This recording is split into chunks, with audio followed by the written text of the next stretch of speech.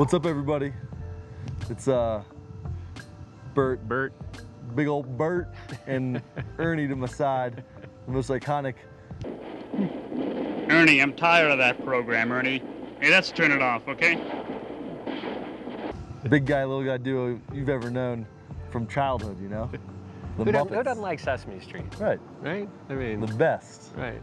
I even got the big nose, you know? I didn't want to I'm say in anything. character, so I put this nose on for a while. Anyway, we're back with your bi-weekly video fishing report and forecast. You know, it's a tailwater game for the most part.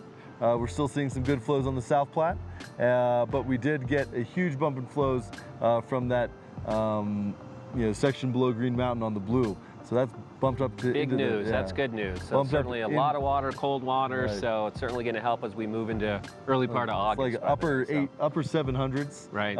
So that's great news. That's dumping a lot of cold water into that middle Colorado section. It's up to 1400, so that's above historic values.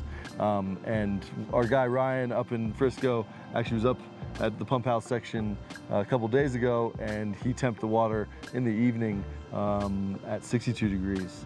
So that's great news. He saw a huge caddis hatch.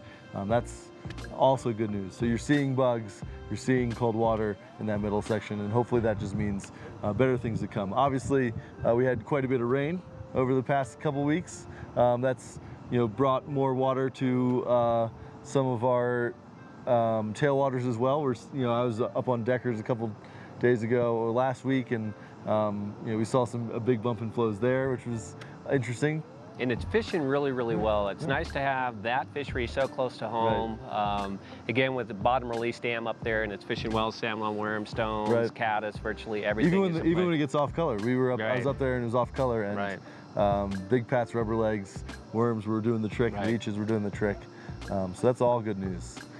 In terms of, you know, the South Platte, like 11 miles, still seeing some good flows. Dream Stream's definitely one of those things you want to hit early, get off early. Yeah, I think that's at 115 CFS right now, and again, given the elevation and everything up there, you know, if you're going to fish it, do it first thing in the morning. It probably should be fishing best from you sun up to around 11:30. Give those fish a break in the afternoon. The upper areas around that area, Badger Basin, Tomahawk, again, the same thing, that water is low up there. So, you know, if you do have plans to get up there and fish that, fish it early in the morning. It's going to be the most productive. That water up there it's hot. There's certainly some different options in and around those areas, and I would just encourage people to maybe consider fishing elsewhere, just to give those fish a break. And, you know, hopefully over the next several weeks, we start to experience some cooler evenings and those water temperatures start to come down a little bit. But certainly get out and fish, but by the same token, just be mindful of some of those areas that still have warmer temperatures. As Yvonne said, the Eagle, you know, in my opinion, don't even fish the Eagle right now. It's upper Eagle's like still an option, but that, right. You know, anything from Walcott below, even you know, basically once it gets into the valley, I would pretty much avoid it. Yeah, so, I agree. It's just so low, but I mean, it is what it is. It is what it is. Can't change nature. So no. Just, you know, wait for fall to come when it comes to some of those rivers that are seeing some lower flows. In terms of 11 Mile, in terms of Deckers, you know, still seeing some caddis here and there. Yep, PMGs, well. Tricos, all that good stuff, and then obviously you can still throw hoppers as well. It's that time of year. High country stuff's been fishing really well, like high country lakes, high country streams. Alex and I were up yesterday doing a little high country video, and they were eating. How many people do you see up there? Like one.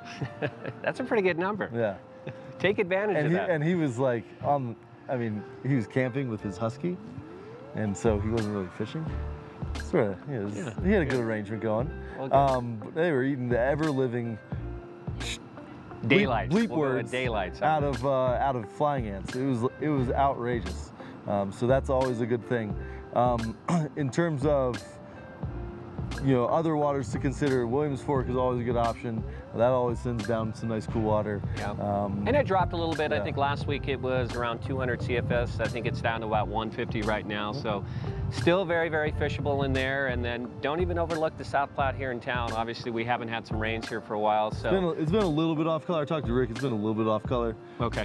But you know, it's something that should come into shape Right. If we don't see rain for a consistent amount of time. So, you know, it's definitely hopper dropper season. It's definitely tricho season. So again, hopefully with some additional moisture, cooler evenings as we start to get through the next couple, 2-3 weeks. But yeah, it's still fun out there, so take advantage of it. For Ernie, I'm And Bert. Bert. And we're out.